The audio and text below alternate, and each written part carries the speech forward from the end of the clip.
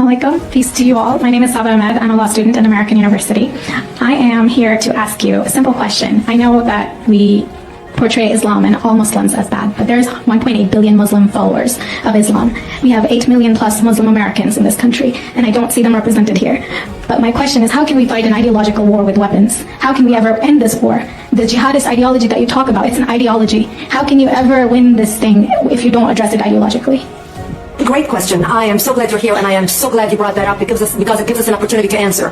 What I find so amazing is since the beginning of this panel, which we are here about Benghazi attack against our people, not one person mentioned Muslims. We are here against Islam, or we're launching war against Muslims. We are here to discuss how 4 Americans died and what our government is doing. We were not here to bash Muslims. You were the one who brought up the issue about most Muslims, not us. And since you brought it up, allow me to elaborate with my answer.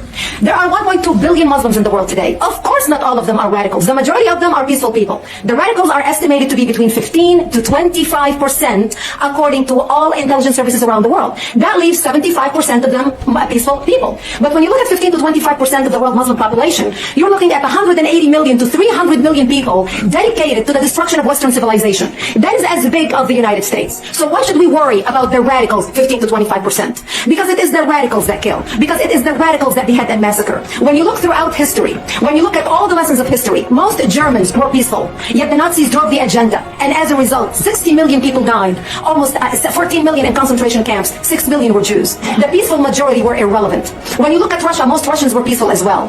Yet the Russians were able to kill 20 million people. The peaceful majority were irrelevant. When you look at China, for example, most Chinese were peaceful as well. Yet the Chinese were able to kill 70 million people. The peaceful majority were irrelevant. When you look at Japan prior to World War II, most Japanese were peaceful as well. Yet Japan was able to butcher its way across Southeast Asia, killing 12 million people, mostly killed with bayonets and shovels. The peaceful majority were irrelevant.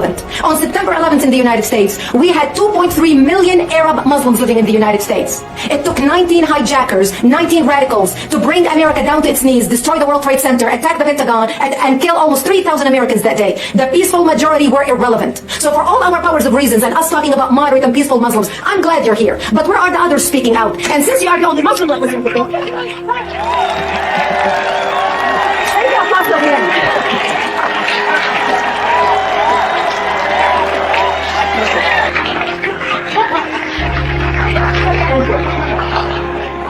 and since you are the only Muslim representative in here, you took the limelight instead of speaking about why our government, and I assume, are you an American?